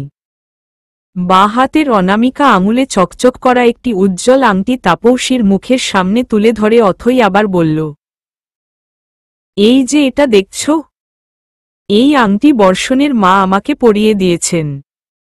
আমি উনার হবু পুত্রবধূ। 2 বছর পরই বর্ষণ আর আমার বিয়ে। আমাদের মাঝে কেন আসছ? তাপসীর চোখ দিয়ে অনবরত পানি পড়ছে। ও এরকম একটা ভুল কি করে করতে পারল? ও তো কখনো শুভ্রা হতে চায়নি। বরং শুভ্রা নামের মানুষটিকে ও মনে প্রাণে ঘৃণা করে এসেছে তার কৃতকর্মের জন্য। আজ তাপসীর মনে হচ্ছে ও দ্বিতীয় শুভ্রা হয়ে উঠেছে। তুমি জানতে না? তাপসীর কণ্ঠস্বর আজ বাজে আপ্ত। মুখ দিয়ে কথা বের হচ্ছে না। ঠোঁট কাঁপছে তিরতির করে। হাত পা অবশ লাগছে। ও ডানে বামে মাথা নাড়ায়। আমারও তাই মনে হয়েছিল। জানলে কখনোই নিজের আবেগকে প্রশ্রয় দিতে না। তুমি ভালো মেয়ে তাপসী। কেন অযথা আমাদের মাঝে নিজেকে জড়াচ্ছ? ঢাকায় ঘুরতে এসেছ। ঘোরা শেষ হলে চলে যাবা। মধ্যাহ্নের অবসরে আকাশে আবার একদল কালো মেঘের বিস্তৃতি ঘটেছে। হয়তো আর একটু পরেই শহরের বুকে ঝুম বৃষ্টি নামবে। অথই পুনরায় তাপসীর পাশে বসল। আকাশ পানে চেয়ে বলল, ভালোবাসি শব্দটি যেদিন থেকে বুঝতে শিখেছিলাম সেদিন থেকে বর্ষণকে ভালোবাসি। আমার জীবনের সবটা জুড়ে ওই একটা নামই খেলা করে সব সময়। সুখ দুঃখ ভাগ করে নিতে চাই এই মানুষটির সাথে। বর্ষণ হাসলে আমি হাসি, বর্ষণ কাঁদলে আমি কাঁদি। আমার অক্সিজেন ও। বড্ড বেশি ভালোবাসি তাপসী। এই মানুষটি একান্তই আমার। যখন ওকে কেউ কেড়ে নেওয়ার চেষ্টা করে তখন খুব কষ্ট হয়। নিজেকে সামলাতে পারি না। বলো তুমি ওকে আমার থেকে কেড়ে নিবে না। প্রমিস করো তাপসী। Promise me. অথই তাপসীর দুই হাত নিজের হাতের মধ্যে ধরে আছে। বলতে গেলে এক প্রকার অনুনয় করছে ও তাপসীর কাছে। গতকাল বর্ষণের চোখে তাপসী নিজের জন্য একটা বিশেষ জায়গা দেখেছে। সেই জায়গা কি ভালোবাসা নয়? মাথা ঝিমঝিম করছে তাপসীর। সব কষ্ট কেন ওর একার ভাগ্যে লিখা? চোখ জোড়া একবার বন্ধ করে পুনরায় মেলে ধরল অথইর সামনে। যেই মানুষটির ভালোবাসার জন্য আমাকে সরে যেতে বলছ, তাকে কখনো জিজ্ঞেস করেছ সে তোমাকে ভালোবাসে কিনা? কোথাও দূরে হয়তো একটা বিকট আওয়াজে বাজ পড়েছে। অথই তাপসীর প্রশ্ন শুনে ওর হাত ছেড়ে দিয়েছে। তাপসী নিজ প্রশ্নের উত্তর পেয়ে গেছে। অথইর ওই রক্তশূন্য চেহারা ওকে ওর প্রশ্নের উত্তর দিয়ে দিয়েছে। ভালোবাসা ছাড়া বিয়েতে সুখ পাবে অথই আপু? বর্ষণও আমাকে ভালোবাসে। ওর সম্মতিতে আন্টি নিজে আমাকে পরিবারের সকলের সামনে আংটি পরিয়ে দিয়েছেন। কখনো তোমাকে ভালোবাসি কথাটি বলেছে? জোর করছ না তো? অথইর মন কুগাইছে। আজ প্রচণ্ড ভয় হচ্ছে ওর। তাপসী ওকে বিভ্রান্ত করে তুলেছে। চুপচাপ তাপসীর পাশে থেকে উঠে দাঁড়ায় ও। পা বাড়ায় ঘরের দিকে। হঠাৎ পা থামিয়ে পিছনে ফিরে তাপসীর দিকে তাকায়। কাল সকালের ট্রেনে তুমি রাজশাহী রওনা দিবে তাপসী। আমি তোমাকে আর এখানে সহ্য করতে পারছি না। আমি আমার ড্রাইভারকে বলে দিব। সে এসে তোমাকে স্টেশন অবধি ছেড়ে দিবে। বাপি তোমার টিকিট কেটে দিবে। চিন্তা করো না, আমি এসি কেবিনের টিকিট বুক করে দিতে বলবো। অথই যথাযথভাবে তাপসীর সামনে নিজের প্রতিপত্তি দেখিয়ে গিয়েছে তা বুঝতে তাপসীর দ্বিধা হয়নি। বুক চিরে এক গভীর নিঃশ্বাস বের হয়ে আসলো ওর।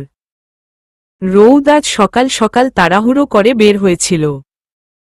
ছাতা নেয়নি বিধায় বাসায় আসার সময় বৃষ্টিতে ভিজে গিয়েছে। ওর এমনিতেই নিউমোনিয়ার সমস্যা আছে। ঠান্ডা একেবারেই সহ্য করতে পারে না। এটা আবার শীতের বৃষ্টি। যদিও নভেম্বর মাসে ঢাকা শহরে শীত গ্রীষ্ম সব একই মনে হয়, তবুও এই অসময়ে বৃষ্টি শরীরের উপর মারাত্মক প্রভাব ফেলে। কোনো রকমে জামা কাপড় ছেড়ে গায়ে পানি ঢালেও বৃষ্টির পানিতে ঠান্ডা লাগতে পারে। নিজের ধোয়া কাপড়গুলো হাতে করে বারান্দায় মেলে দিতে যায়। ওরা তিন ভাইবোন সবসময় নিজের কাজ নিজে করে। ছোটবেলা থেকে তনয়া বেগম ওদের এই শিক্ষাই দিয়ে এসেছেন। অন্যান্য দিনগুলিতে ছাদে কাপড় মেলা হলেও আজ বাইরে বৃষ্টি হচ্ছে। কাপড় মেলার মতো একমাত্র জায়গা দিশার ঘরের বারান্দা। তবে এ বারান্দা দিশার বড় সাধের বারান্দা। ও কখনো এই বারান্দায় কাপড় মেলে না, কাউকে মেলতেও দেয় না। কিন্তু মজার ব্যাপার হল, বাসায় আসার পরই রৌদ জানতে পেরেছে দিশা কোনো এক বান্ধবীর বাসায় আছে। বৃষ্টির কারণে আসতে পারছে না। সন্ধ্যা হয়ে আসছে দেখে বর্ষণ ওকে আনতে গিয়েছে। কে ওখানে? ও তাপসী। রৌদ অন্ধকারে তাপসীকে বসে থাকতে দেখে ওর দিকে এগিয়ে এসেছে। ও অবাক হয়েছে এই অন্ধকারে তাপসী একা কিভাবে বসে আছে এ ভেবে। কে জানে গায়ে ভূতটুত আছে কিনা। থাকতেও পারে, নইলে এই অন্ধকারে বসে থাকে। একা অন্ধকারে বসে আছো কেন? তাপসী সেই দুপুর থেকে থেমে থেমে কান্না করছে। মুখ চোখ লাল হয়ে গেছে। তনয়া বেগম একবার এসে দেখে গেছেন, কিন্তু তখন তাপসী একা থাকতে চাই কিছুক্ষণ বলে তনয়া বেগমকে চলে যেতে বলে। ওর মাথা ব্যথা করছে এখন। ও চিকন গলায় রোদকে উত্তর দিল, এমনি ভাইয়া। কাঁদছিলে? কেউ কিছু বলেছে? না। রৌদের মনে হচ্ছে কোথাও একটা গণ্ডগোল হয়েছে। ও বারান্দা থেকে বের হয়ে আসে। তাপসী এখন ওর সাথে কথা বলবে না কোনো বিষয়ে, তার রৌদ তাপসীর কথা বলার ধরন দেখে বুঝতে পেরেছে। ডাইনিং রুমে টেবিলে বসে অথই আপেল, কলা, আঙুর কাটছিল। ও আজ বর্ষণের প্রিয় কাস্টার্ড করেছে। ফ্রিজে রেখে এসেছে এইমাত্র। চকলেট সিরাপ বাসায় আছে ভেবেছিল, তবে লাস্ট মিনিটে দেখে চকলেট সিরাপ মিসিং। বাধ্য হয়েই ওকে আইসিং সুগার আর কোকো পাউডার মিক্স করে চকলেট সিরাপ করতে হয়েছে। সেই সাথে ছোট ছোট চকলেট চিপসও নিজ হাতে বানিয়েছে। চিপস সেট হওয়ার জন্য ডিপ ফ্রিজে রেখেছে প্রায় 15 মিনিট আগে। বর্ষণ আসলে সুন্দরভাবে পরিবেশন করে খেতে দিবে। মা কোথায়? ঘরে শুয়ে আছে। রৌদ অথইয়ের সামনের চেয়ারটা টেনে বসল। তারপর দাঁতে দাঁত চেপে জিজ্ঞেস করল, তাপসীকে কি বলেছ? অথই হাতের চাকু রেখে রৌদের দিকে পূর্ণ দৃষ্টিতে তাকাল। কাটা এক টুকরো আপেল মুখে তুলে নিয়ে চাবাতে চাবাতে উত্তর দিল, যা বলতে বলেছিলে তাই বলেছি। আমি সত্যিটা জানাতে বলেছি তোমাকে। আমি সত্যিটাই জানিয়েছি। আর কিছু বলনি?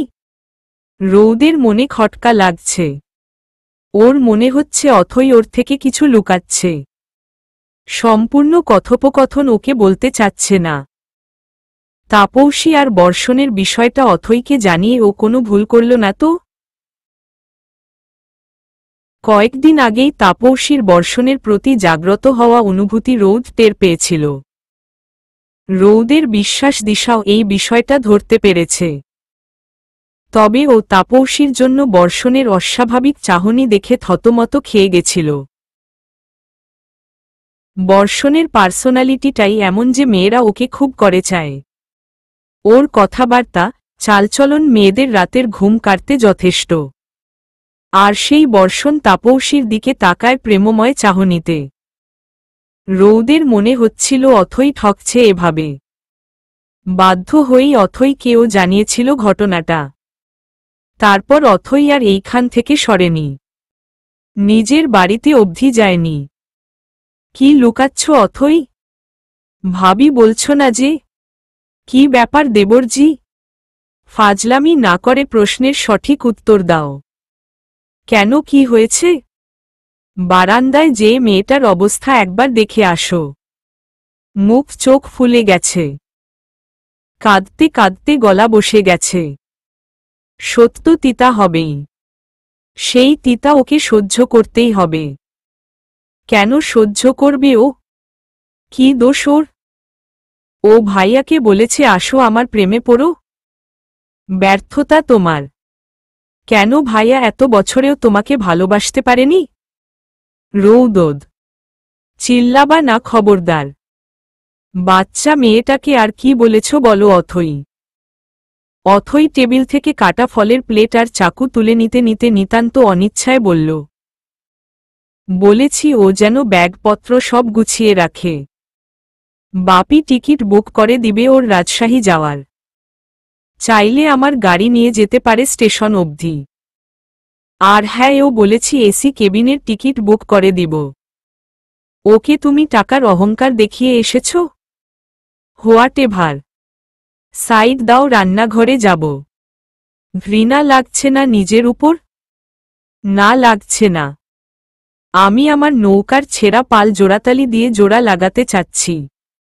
অন্যায় করিনি কিছু। তাপসীর মতো বাচ্চা মেয়েকে আমি কখনো জিততে দিব না। ভাইয়াকে কি তোমার কোনো ট্রফি মনে হয় যেটা তোমাকে জিততে হবে? ভালোবাসায় হার জিত কই পেলে তুমি? আর কি নৌকা নৌকা করছো?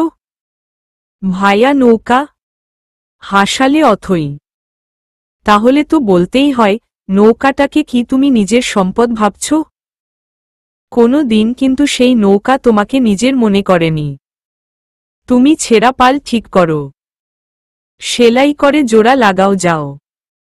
তবে মন তো ছিঁড়ে গেছে, সেটা জোড়া লাগাবে কি করে? রৌদ অথইর হাতে থাকা প্লেট থেকে এক টুকরো আপেল তুলে নিয়ে নিজের ঘরের দিকে চলে গেল। অথইয়ের রাগ লাগছে রৌদের উপর। এরা ওকে শান্তিতে থাকতে দিচ্ছে না কেন? টেবিলে থাকা ফোনটা হাতে তুলে নিয়ে ও ডায়াল লিস্টের প্রথমে থাকা মানুষটাকে ফোন দিল। Hello Bapi, I need a help. Roud ওর অ্যাকোস্টিক গিটারটা নিয়ে তাপসীর পাশে রাখা একটা বেতের চেয়ারে বসল।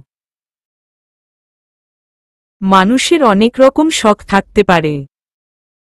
যেমন কারো বিভিন্ন দেশের মুদ্রা, ডাকটিকিট সংগ্রহের শখ থাকে, তো আবার কারো থাকে বিভিন্ন ডিজাইনের ড্রেসের শখ। রৌদের তেমন বিভিন্ন গিটার সংগ্রহের শখ। ওর মনে আছে যখন প্রথম গিটার শিখার আবদার করেছিল বর্ষণ, তখন নিজের জমানো টাকা দিয়ে ওকে ইয়ামাহা F310P কিনে দিয়েছিল। তবে রৌদ সেটা প্রথমে ব্যবহার করেনি। ওর কাছে মনে হয়েছিল প্রথমবার অ্যাকোস্টিক গিটারের চেয়ে নাইলন তারের ক্লাসিক্যাল গিটার বেশি ভালো হবে। তাই নিজের কাছে কিছু জমানো টাকা ও তনয়া বেগমের থেকে কিছু টাকা নিয়ে রৌদ পছন্দমতো গিটার কিনে নিয়ে আসে। ইয়ামাহা F310P তখন রৌদের ঘরের এক পাশে পড়েছিল। বর্ষণ হয়তো খুব কষ্ট পেয়েছিল। রৌদ কিন্তু গিটার শেখার পর থেকে বর্ষণের দেওয়া গিটারটাই ব্যবহার করে। ওর হাতেও এখন বর্ষণের দেওয়া সেই গিটারটা। রৌদের সংগ্রহের লিস্টে আছে এক্সে, টিগম, দ্য রোজ, ড্রিম মেকার, ডেভিসার, হার্জ, ফেন্ডার, গিভেসন, গুলসন, সিগনেচার সহ আরও অনেক কয়টা গিটার। তাপসীর কানে ভেসে আসছে গিটারে টুংটুং শব্দ। কিন্তু মেয়েটার কোনো ভ্রুক্ষেপ নেই এতে। ও নিশ্চুপ হয়ে বসে আছে। রৌদ অনেকক্ষণ ধরেই তাপসীর সাথে কথা বলার চেষ্টা করছে।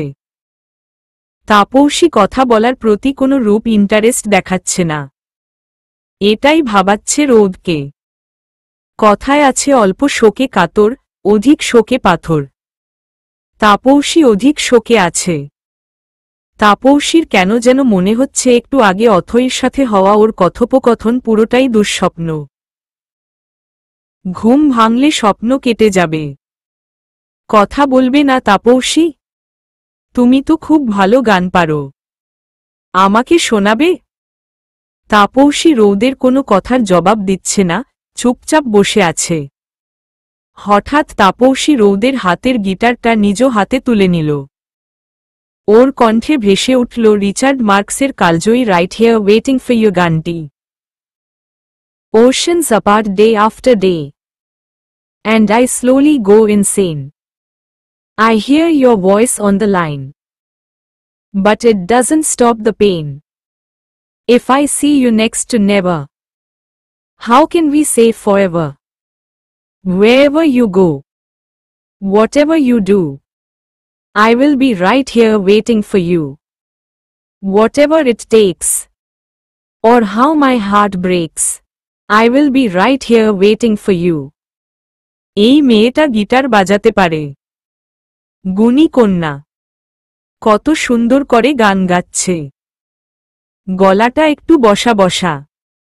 তবে এই বসা গলা আর কষ্ট মিশ্রিত অশ্রুর কারণে গানটা শ্রুতিমধুর লাগছে। I took for granted all the times that I thought would last somehow. I hear the laughter, I taste the tears, but I can't get near you now. Oh, can't you see it, baby? You've got me going crazy. Wherever you go, whatever you do, I will be right here waiting for you. রৌদ বুঝতে পারছে তাপসী সত্যি বর্ষণকে খুব ভালোবাসে। এই যে এই কষ্টের অবকাশে ওর হৃদয় থেকে যে সুর বের হয়ে আসছে তা শুধুমাত্র বর্ষণের জন্য। গানের সাথে সাথে চোখ দিয়ে অনবরত বর্ষিত হওয়া পানিগুলোর একমাত্র কারণ বর্ষণের ভালোবাসা। তবে কিছু কিছু সময় ভালোবাসা প্রধান হয়ে ওঠে না। বর্ষণ কখনোই তাপসীর প্রতি নিজের অনুভূতিগুলো সকলের সামনে ব্যক্ত করবে না। রৌদ নিজের ভাইকে চিনে।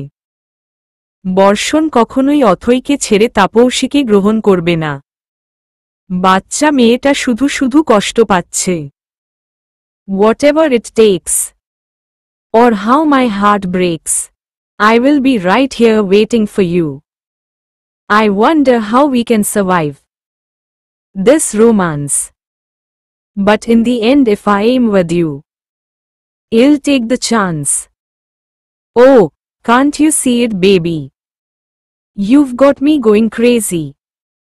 Wherever you go, whatever you do, I will be right here waiting for you. Whatever it takes, or how my heart breaks, I will be right here waiting for you. Waiting for you. ভালো গান গাও তুমি। ধন্যবাদ। তাপসী নিজের হাতে থাকা ফোনটা রৌদের দিকে এগিয়ে দিয়ে বলল, ভাইয়া, ওয়াইফাই এর পাসওয়ার্ড কি চেঞ্জ করা হয়েছে? আমি আসলে কানেক্ট করতে পারছি না। সেটা তো জানি না। জরুরি কোনো দরকার? কিছু ইমেইল করবা? না, অনলাইন টিকিট কাটব।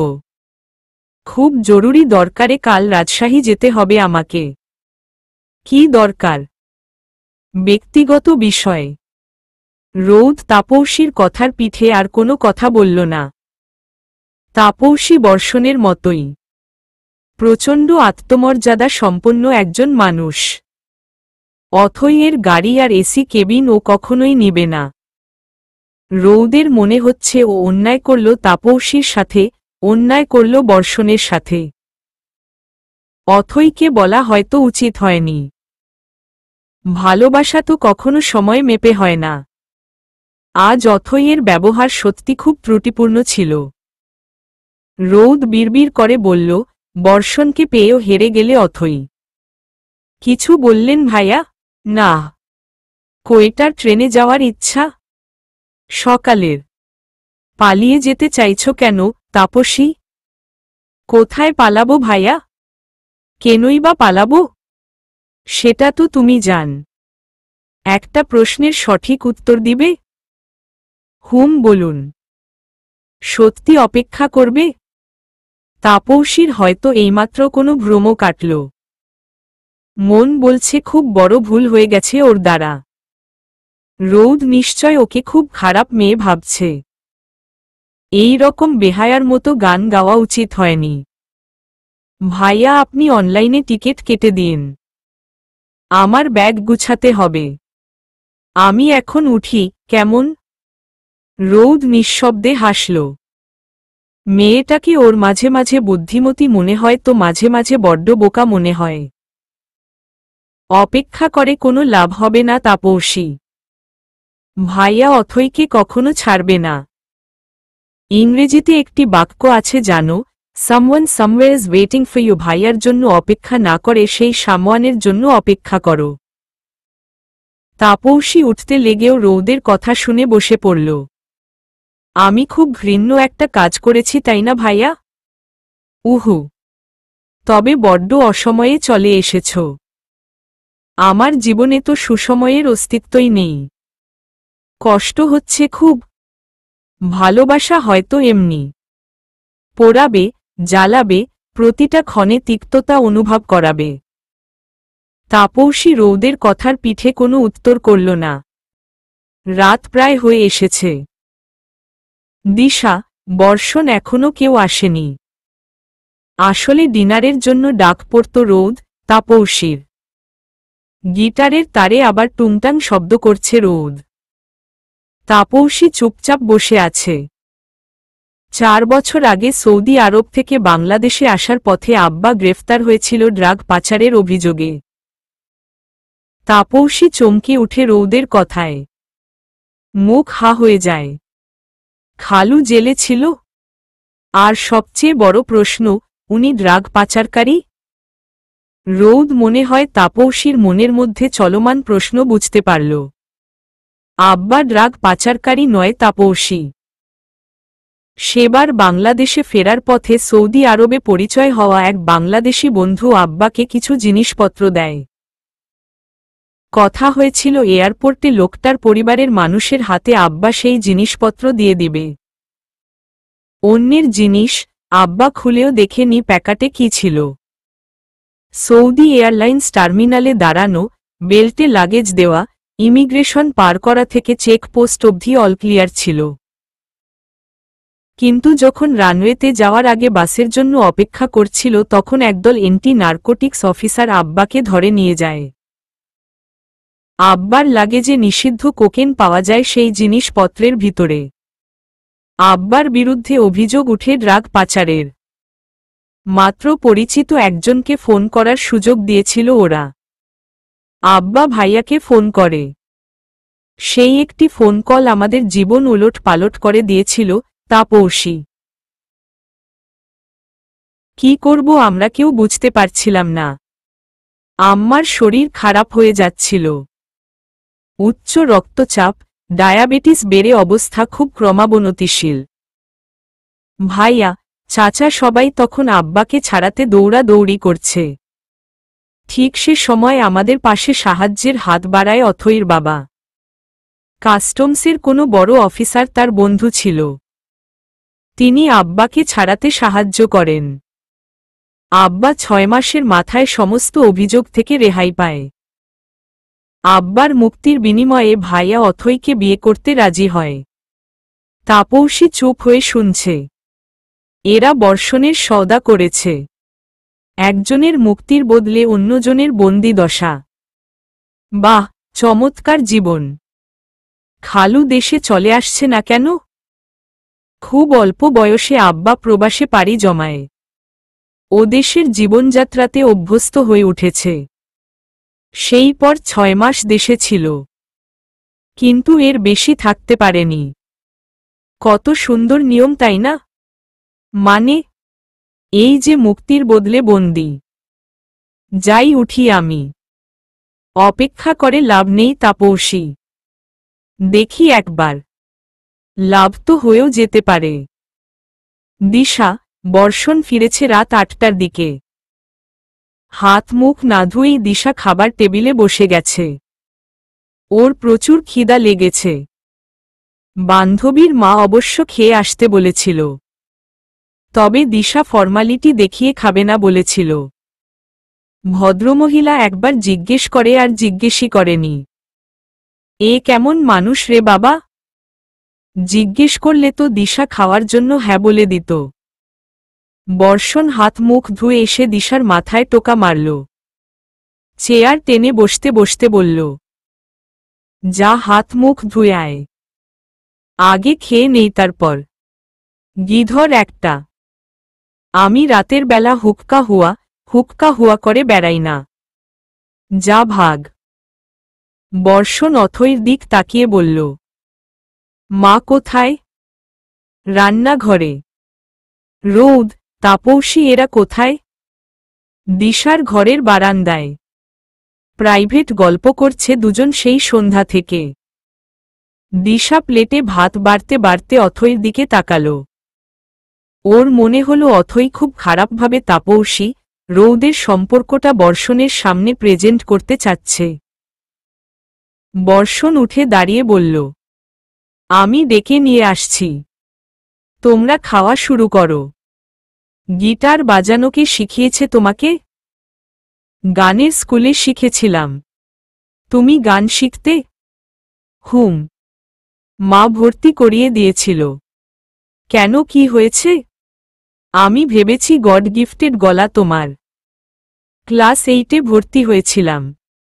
9 অবধি শিখেছি, তারপর বন্ধ করে দেই। এর আগ অবধি মায়ের কাছেই শিখেছি।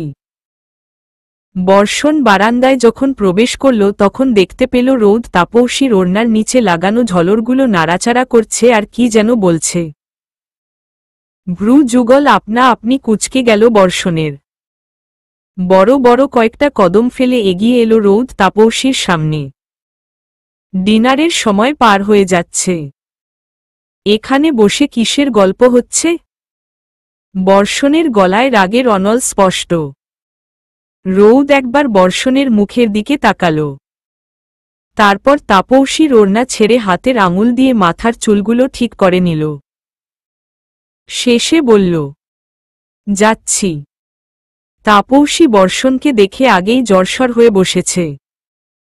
এই মানুষটার মুখের দিকে তাকাতেও ভয় লাগছে ওর। ও ধীরে রৌদের পাশে থেকে উঠে দাঁড়াল। ছোট ছোট পা ফেলে এগিয়ে যেতে লাগল দিশার ঘরে। তবে যাওয়ার আগে ও একবার পিছন ফিরে বর্ষণের দিক চেয়েছিল। বর্ষণ তখন দেখতে পেয়েছিল তাপসীর অন্তরাত্মার কষ্ট।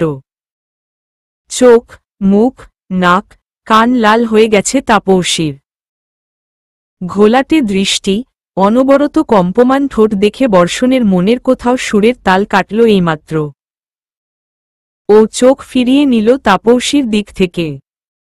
কি করছিলি তুই তাপসীর সাথে এখানে? কি কথা হচ্ছিল তোদের মধ্যে? ওর ওড়না তোর হাতে ছিল কেন? রিল্যাক্স ভাইয়া। ওড়না ছিল না, ওড়নার নিচে লাগানো ঝালর ছিল। আর তাছাড়া আমি আমার খালাতো বোনের সাথে কি কথা বলবো তা তোমাকে জানাতে হবে? কে হও তুমি ওর? বয়ফ্রেন্ড নাকি জামাই? রৌদ বেয়াদবি করবি না। দুই নৌকায় পা দিয়ে চলা যায় না ভাইয়া। আসি, খেতে যেতে হবে। ডাইনিং টেবিলে তাপসীর রাজশাহী যাওয়ার কথা উঠতেই তনয়া বেগম রেগে গেলেন। উনার মতে তাপসীর আসার কয়েকটা দিন হয়েছে মাত্র, এর মধ্যে চলে যাওয়ার কোনো মানেই হয় না। উনি নিজে ফরিদ সাহেবের সাথে কথা বলবেন বলে জানালেন। কিন্তু তাপসী নিজের সিদ্ধান্তে অটল। ও তনয়া বেগমকে রাজি করিয়ে ছেড়েছে। বর্ষণ বুঝতে পারছে না ও ঠিক কী রিয়াকশন দিবে। একদিক দিয়ে দেখতে গেলে ভালোই হবে, তবে কোথাও মনে হচ্ছে অপূর্ণতা থাকছে। মন চাইছে না তাপসীকে যেতে দিতে।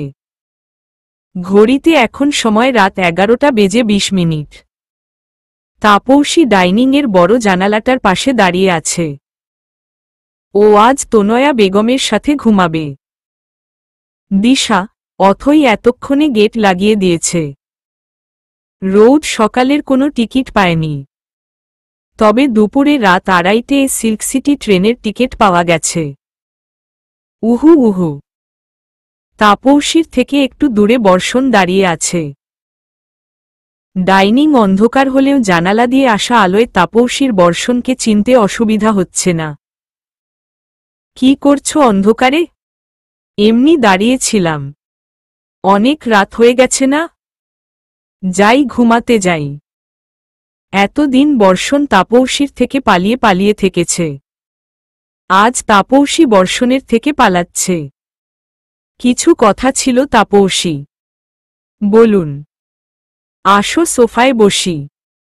না দাঁড়িয়ে থেকেই আমি বেশি কমফোর্টেবল ফিল করছি। আপনি বলুন। রাজশাহী যাচ্ছ কি কাজে জানতে পারি? না, বিষয়টা একান্ত ব্যক্তিগত। রুডলি কথা বলছো তুমি। সরি। It's okay. তোমার ফোন নম্বর দাও তো। কেন? কেন মানে কি? যোগাযোগ রাখব না, কোনো দরকার নেই। পিছুটান রাখতে ইচ্ছুক নই। আমি পিছুটান? উহু। শুধু পিছুটান নয়, সবচেয়ে বড় পিছুটান। আমি মনে হয় খুব বোকা। এই যে আপনি আমার সাথে কথা বলছেন, আমি মনে করছি আপনি আমাকে ভালোবাসেন। অথচ আপনার বিয়ে অথই আপুর সাথে ঠিক করা। আমি সব জেনেও বোকার মতো সব ভুলভাল বিষয়গুলোকে প্রশ্রয় দিচ্ছি। এই যে আপনার আমার মাঝে কিছু আছে এমন ফাউল টাইপ মনোভাব নিজের মনের মধ্যে পোষণ করছি। বড্ড বোকা আমি, তাই না? তুমি বোকা নও তাপসী। সরি, আমার আগে জানানো উচিত ছিল। তবে আমি তোমাকে কখনো কোনো মিথ্যা আশা দেইনি। তাই তো। রিয়েলি সরিভুল হয়ে গেছে। কাল তো চলেই যাব। আর এই ভুলভাল কথা বলবো না কখনো। কেন এমন করছো তাপসী? তাপসী বর্ষণের সামনাসামনি খুব কাছাকাছি এসে দাঁড়াল। মধ্যিখানে মাত্র 5 ইঞ্চির মতো জায়গা। আমি কি আপনাকে একবার জড়িয়ে ধরতে পারি? শেষ ইচ্ছা বলতে পারেন। বর্ষণ মুখ ডানদিকে ঘুরিয়ে ফেলেছে। তাপসীর সুন্দর মুখটা ওকে দুর্বল করে দিচ্ছে। ও অথৈর সাথে অন্যায় করতে পারবে না। হাত জোর দিয়ে মুষ্টিবদ্ধ করে রেখে উত্তর দিল, না পারো না। তাহলে আমি কি আপনার জন্য অপেক্ষা করতে পারি? না, অপেক্ষাতে কোনো লাভ হবে না। বর্ষণও আজ লাভক্ষতির হিসেব করছে। চোখের কোণে জমে থাকা পানি বাম হাত দিয়ে মুছে ফেলল তাপসী। একটু হাসার চেষ্টা করে বলল, ভালো থেকেন, সুখী পরিবার হোক আপনাদের। শুভ কামনা রইল। আজ বর্ষণের কষ্ট হচ্ছে। মনে হচ্ছে খুব দামি কোনো কিছু ওর কাছে থেকে চলে যাচ্ছে। মুষ্টিবদ্ধ হাত অবশ হয়ে আসছে। হঠাৎ ও নিজেই তাপসীকে বুকে টেনে নিল। আর কয়েকটা বছর আগে এলে না কেন তাপসী? জাস্ট কয়েকটা বছর আগে আসতে। এখন এসে আমার শূন্য হৃদয়কে কেন পোড়াচ্ছ? পারছি না আমি কোনো কিছু সহ্য করতে। আমি ভিতরে ভিতরে মুষড়ে পড়ছি। মনে হচ্ছে বাঁচব না তোমাকে ছাড়া। কেন এলে এত দেরিতে? আগে এলে খুব ক্ষতি হয়ে যেত। কিভাবে ভালোবেসে ফেললাম জানি না। সত্যি জানি না। নিজেকে সব সময় তোমার থেকে দূরে রাখেছি। তাও ভালোবেসে ফেলেছি। তবে আমি অন্যায় করতে পারবো না তাপসী। তোমাকে আপন করে নেওয়া মানে অন্য কারো সাথে অন্যায় করা। বর্ষণ কাঁদছে। ওর চোখের পানি তাপসীর কাঁধে পড়ছে। আজ দুজনের নয়নের অশ্রু চাপা কষ্টগুলোকে হৃদয় থেকে বের করে দিচ্ছে। আমিও যে চাই না আপনি অন্যায় করুন। দ্বিতীয় শুভ্রা হতে আমি পারব না বর্ষণ। তাপসী এই প্রথম বর্ষণের নাম ধরে ডাকল। কান্না কান্না কণ্ঠস্বরে বর্ষণের নিজের নাম তাপসীর মুখ থেকে শুনতে খুব ভালো লাগছে। প্রথম ভালোবাসা, প্রথম স্পর্শ, প্রথম ভালো লাগা, এক কথায় প্রথমবারের সব কিছুই মনে দাগ কেটে যায়। বর্ষণ আরও শক্ত করে তাপসীকে জড়িয়ে ধরল। মনে হচ্ছে একটু হলেই তাপসী পালিয়ে যাবে। তাপসী বর্ষণের কাছে থেকে দূরে সরে আসল। আজ আর দুর্বল হলে চলবে না। ও দুর্বল হলে বর্ষণ বিপাকে পড়বে। এই সংসারে অশান্তি হবে। বর্ষণ একবারের জন্য ওকে থেকে যেতে বলেনি।